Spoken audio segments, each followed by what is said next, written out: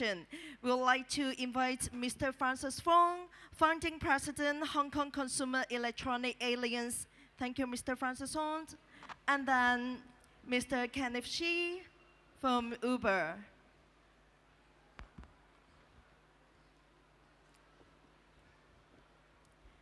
And then our third speaker, Mr. Stanley Ng, CEO MapKing International Limited.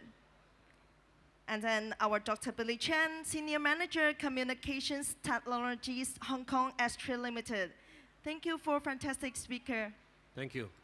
So let's do a quick panel. So after I see a lot of presentation, that's come to my mind that the driverless car actually cause lesser accident, right?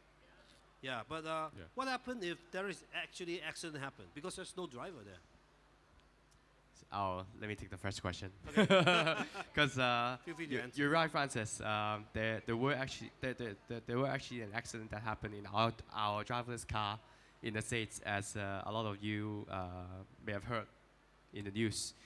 So as I said, the technology is still yet to be matured, right? And a lot of companies like us, like Audi and other car manufacturers, have put in a lot of resources in working out, the complexity of the whole kind of autonomous vehicle regime, because it's indeed a very complex thing, right? Even for us, we not only do we need to hire people to join our autonomous car team, we also acquire companies who have actually worked in the field for many years, right? For Uber, for instance, we initially partnered with universities, right? So we work with university researchers and scientists in autonomous cars until at a point where we're comfortable launching our first batch in one experimental city, right? And then we start, kind of duplicate the same effort from Pittsburgh, as I show in my video, to San Francisco and to other cities.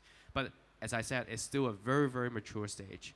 So, a lot of experiments and stuff have to be taken into account. But in the long term, we truly believe that autonomous cars will reduce accidents on the road. No, but for me, it's not a technical question. This is more like a practical question. Like, I am a big fan of Uber and a big fan of autonomous car. The problem is, if there's no drivers in the car, for example, there's no passenger in the car, but when there is accident happens, so what is going to do? For example, like, is the back end center will monitor and send somebody there, or what happened? I mean. Yeah, so for us, we do have drivers in the car for now. We call them control men. So these people will take control for urgent situations. Yeah, so you're still in the phase 3 and 4 kind of, yeah. For what Audi say about, talk about. Yeah. There are some debate or discussion between the insurance industry and the OEM car manufacturers at the moment. So far, my understanding is insurance company only agree to take the risk of level 2, and they are level 3, level 4, level 5. It means if you are in a 100% auto car without driving, in that case, the car manufacturer, they say, because you are driving my car, I control 100%, so I take responsible. But the problem now is in level 3 and level 4. The reason is, to the car manufacturer, you are a driver, you want to touch, to a certain extent, touch the wheel or touch the car. At the same time, there is an accident happen, so I don't want to guarantee you. I'm a car manufacturer. And the problem is the insurance company also don't want to take a risk that is not really mature in their calculations. So there is some discussion in that area. But to and me, I think no. But to me, actually, I don't actually bother a lot about the insurance company, because as long as someone can pay for a premium, then they will fix the policy for you. That's not a big question. But again, my question is actually, what happened if there is an accident? The real case is, if there is no driver, there's no passenger, and then there's some accident happen. So will the call center call someone and go to back up the car because there's nobody in the car? You know, no, for example, if you're driving your car, you have accident, you call the police or whatever. But if there is nobody in the car, so what happened to the car? We just land over. We just lay there in the road forever. What happened? I think this is if accident really happens, that should have a technologist that can call and locate the car and call the car and provide some assistance to the low driverless vehicles. But back to the questions about the liability and the insurance. I think it's all about the liability from the accident happens. So whether it is from the drivers or from other drivers or from the insurance company or from the OEMs, especially. I think this depends on we still do, and the technology is there. The technology is ready, or maybe the technology can be evolved to a certain mature levels that can support this kind of autonomous driving. But on the other hand, parallelly, we need to have government regulations, law regulations about what are the liabilities that happen when the accident actually happens. You know, because for passengers, right? For passengers, we don't want to have involved into any liability issues. If we want to, for example, if I drive a car and I crash into a driverless car, is this my fault? I don't know whether I think there's still a great debate about the issues in this aspect. But from our point of view, because we are doing technologies, right? We want to have the technologies mature first, and then we want to showcase or lobby the governments or the related companies or stakeholders in order to readdress the law regulations in order to look into this kind of problems. In your point of view, what is the major resistance of autonomous vehicle? Still the law regulations, I think. Yeah, still the law. Stanley? Obstructions. When there is a will, there is a way. So it's coming. But as I said in my presentation, the government regulations, infrastructures, at the moment are the hindering elements in most Southeast Asia countries, even in China. As I said, there was one fatal accident last year somewhere, but everybody closed their mouth. But it's there, and I don't know how the case was resolved. I believe the car manufacturer paid money to. How accurate is the system right now? For example, like the map in the old days, or the GPS, or everything add together, it's still like a few meters. How accurate is the system right now? We say it in two ways. Okay, in one way we said there's still some kind of a risk, but if we go to look into the traffic accident statistics, and based on the traffic accident statistics, more than 90 or even 95% accidents not come from the car, come from the driver. The human being, yeah. I think I totally agree with what Francis said and what Sandy said on how creative we can be in governing new stuff, right? I think Uber itself could be a good example. We come with a disruptive solution. Years before, no one have thought of sharing a car on the road, right? And now companies, including insurance companies, have come up with solutions to cover us, right? And who knows what will happen 5 years later when mature technology to city with really, really good autonomous vehicles. I'm sure there will be companies who can think of ways to cover that. Yeah. Right? Yep. Right. Okay. Maybe adding a point. Okay. For example, for recent policy making in US, they want to mandate the DSRC V2X car-to-car communications. Because for this kind of mandate, the markets will be goes up for the other market for those DSRC equipments or products, and every operators or car manufacturer will be forced to equip this kind of equipment or technology into their new produced car. So this is one of the ways to promote to develop this kind of technologies eventually towards the autonomous driving. Well, one question for Billy. So I saw, because you talk about 5G also. Right. So I know that 5G, because of this, they shorten the network latency Yes. to 0.1 Right. or 0.01 second, right? One millisecond, right? Right. So it actually improve a lot on controlling the car from the central system or whatever. So, but Hong Kong is going to launch 5G in 2019. Is it hurt? I mean, it will hinder the whole thing. Actually, in my opinion, it's still because one of the key issues for developing the 5G technology in Hong Kong will be the spectrum. Yeah, the spectrum. And I agree with our partners, Hong Kong T actually. The government, I think they should actively to think about whether they can open the spectrum to do some 5G testing or 5G trials in Hong Kong first. Like for example, for the V2V communications, we are talking about the 5.9 gigahertz. Yeah. Oh, you mean public trial, right? Yeah, for 5.9 gigahertz spectrum, if it allowed for us to do the public trials, then it can certainly help the development of this kind of technologies. Not even the V2X technology, but also for the 5G, like the NB-IoT or other applications, like in the 5G focus. Yeah. So the spectrum is one of the issues that the government may want to think about it. Yeah, I think. Okay. Any question from the floor? Any question from the floor? Okay. So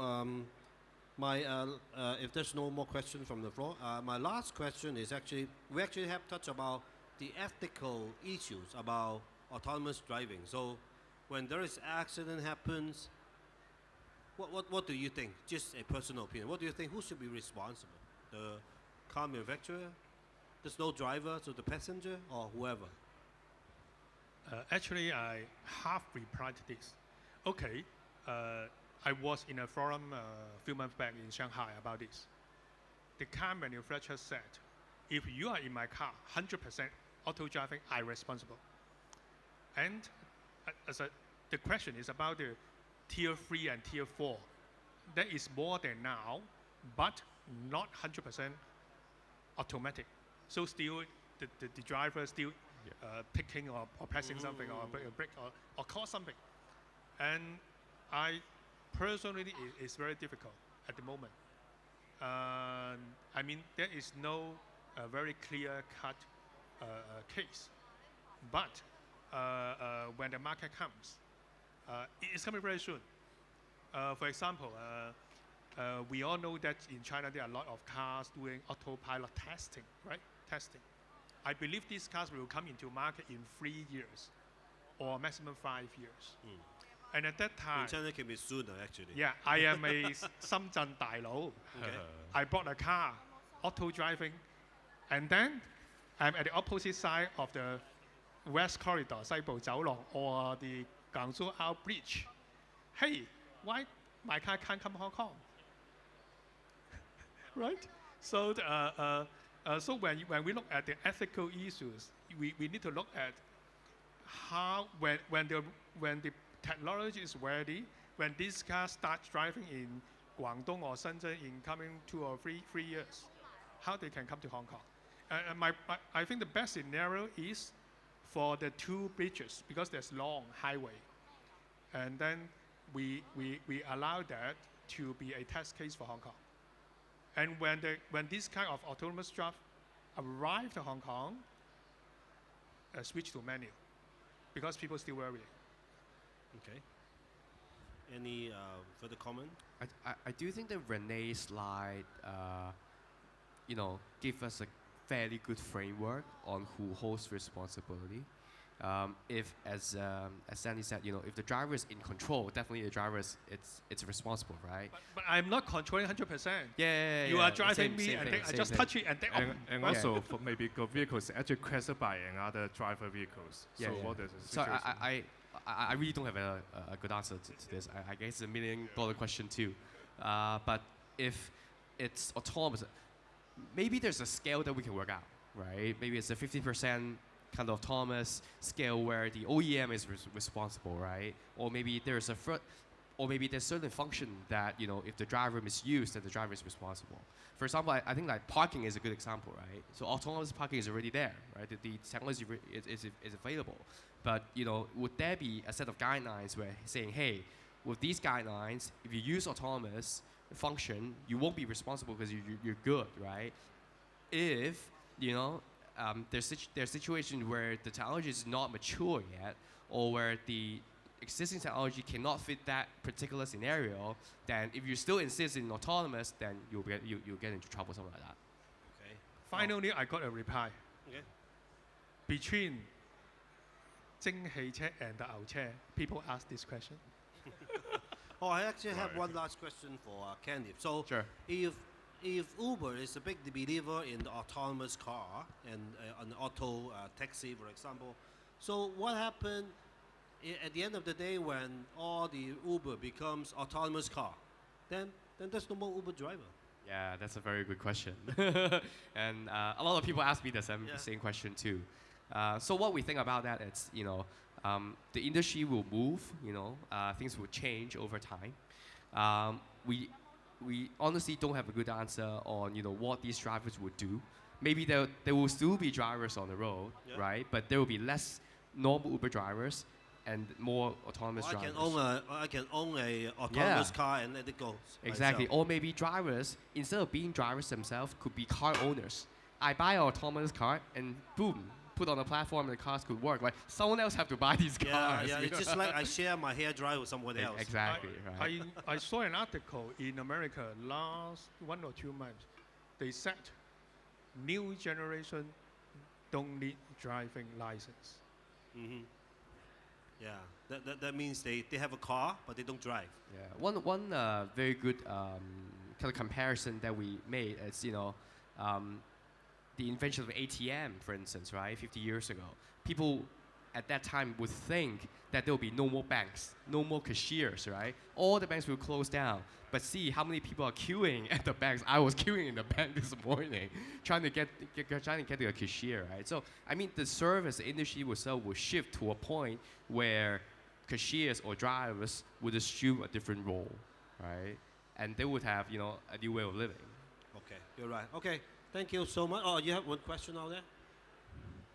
Yeah, thank you. I'm not sure if anyone can answer it, and I couldn't follow the whole conference today, but I would be interested in which are the Chinese companies that are driving the autonomous driving technology, so the mainland Chinese companies that are really at the forefront of this kind of technology. I know that Huawei is like developing 5G networks and of course communication standards, but which companies could you mention which are leading? Chang'an Chicha from Chongqing, they drove from Chongqing to Beijing 2,000 kilometers last year.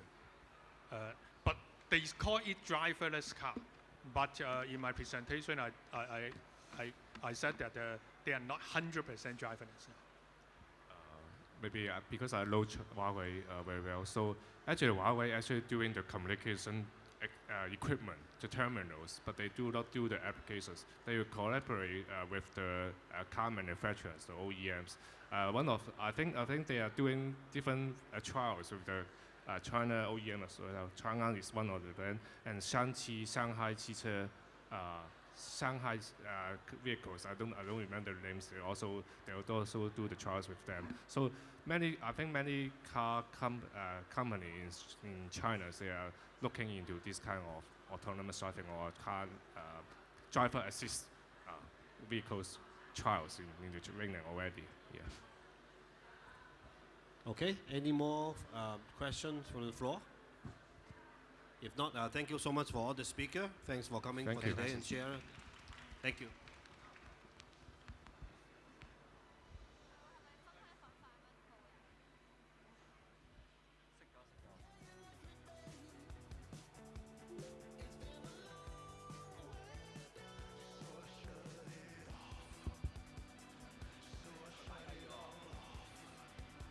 Thank you for four wonderful speakers. Give us the fantastic panel discussions.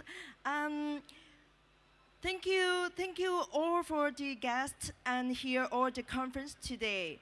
We would like to thank you all of our honorable guest speakers to presenting the fantastic conference and presentation with us. Especially thank you so much all of you, all the guests present today and enjoy with us.